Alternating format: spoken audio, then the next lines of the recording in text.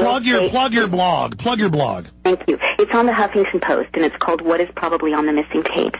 And, the point is that people will say anything when they're being tortured. Our guys, when they were tortured by the North Vietnamese, made concessions in North Vietnamese communist cliches.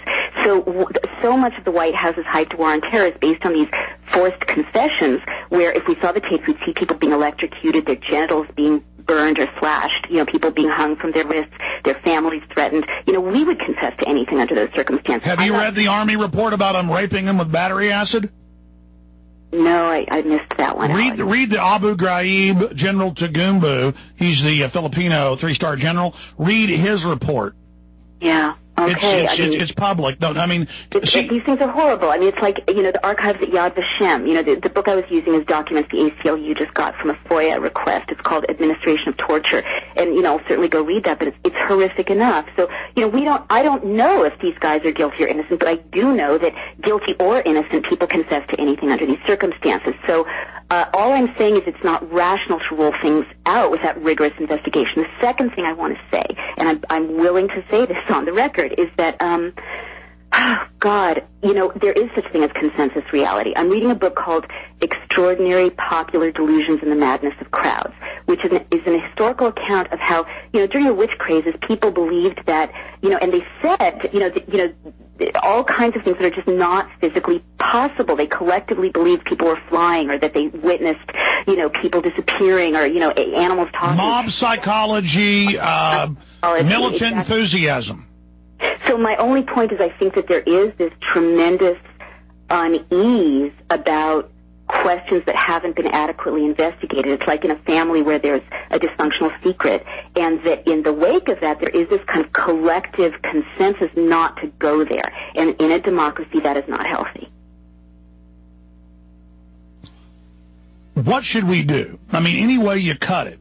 A government that says torture is good, a government that's doing everything the bad guys always did and actively trying to sell it to us to use it on a wider scale. What do we do about this? Okay, well, I agree with you that we urgently need information, and that's why, I am glad that people are using my book to put the pieces together and see the larger pattern, because we're familiar with all the details. It's where the larger pattern shows, this is what they did to close down Germany, this is what they did to close down Italy. That's a wake-up call. It gives people ability to say, wait, no, I'm not going to, be subdued by this war on terror mythology into losing my rights. The second thing we have to do, and again, look at the blog for this, we need to call for a special prosecutor to investigate the crimes of the Bush administration, and rigorously, because history shows that there are criminals in the White House. We know that. There are 3 levels of crime they've committed. And history shows that it's not enough to impeach people or wait them out, to leave office. That people that, I do believe these people are capable of anything at this point. And history shows that it is only safe to use the law to prosecute such people, and if found guilty, to lock them up. In America, if you commit a crime, justice has to be done.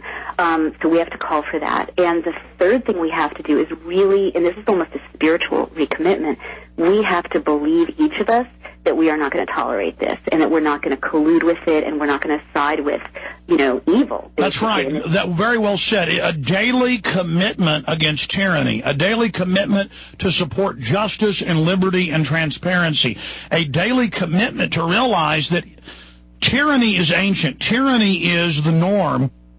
Liberty is that rare holy grail type phantom that is magical and very hard to grasp even when you're educated and informed and valiantly defend it. And we're not going to be able to be a bunch of slovenly Americans taking it for granted and keep it. And since we've had so much liberty, we don't know what it's like to have bondage. And yeah, you're so right about that. Yeah, and so what we have to do is kind of wake up to how easy it is to lose our liberty, that it's hanging by a thread at the moment, and really, and this is kind of a personal or emotional or spiritual commitment that then manifests as politics and action, but, we have to believe in the founder's vision for ourselves, that we can't wait for someone else, a pundit class, a professional class, a political class, to defend democracy. We, each of us, have to rise up and... Well, that's exactly what I've always instinctively said. This is great to hear. Right. To defend our republic, to defend our liberty. I always tell listeners, they call, Alex, thank you so much for all you do. What would we do without you? Folks, I'm nobody. The power lies in you moving. Exactly right. And people need to understand they are just as important, if not more so, than you or me. And the conversations they have with their colleagues, their families, their coworkers, their kids are as important or more important than this conversation that we're having on the airwaves. Absolutely. Because it's not going to do anything if people just hear what we say and then feel depressed and scared. Don't be scared. Feel driven. I mean, it's kind of like we're knocking on your door and going, hey, your garage is on fire. You don't just yell and cry and run in the closet. You try to get out of the house. You call the fire department. Yeah.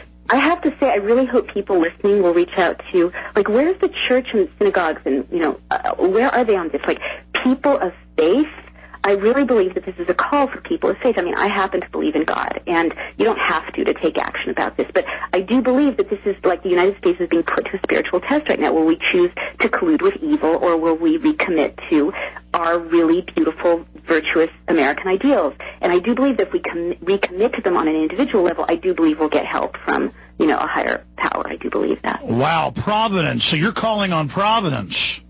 Well, it's my personal faith. I agree with you. Listen, I know that without faith and without that, that's the deepest level. Without that realizing that it's something bigger than us just individually, we're going to be worldly and not care. You've got to have that faith. I mean, that's what I found at the end of the day. I think that's right. And I do see, the lessons of history that when a number of people stand up together and stand up for justice, even when they're vulnerable and they feel weak and they're facing a massive, construction of evil, manifested in a political form, that has great power, and it has great power to inspire other people, and I do believe it has great power to, shift the tides of history. And there's one thing I really want to say loud and clear.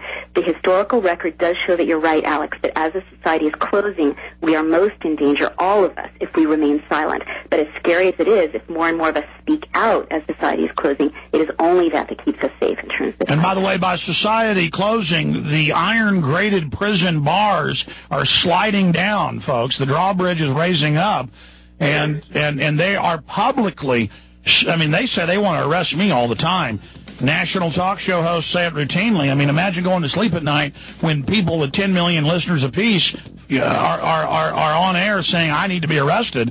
That's because we're hurting them and we have power. Naomi, I was going to let you go now, but we got one more break. Can you stay with us to the bottom of the hour?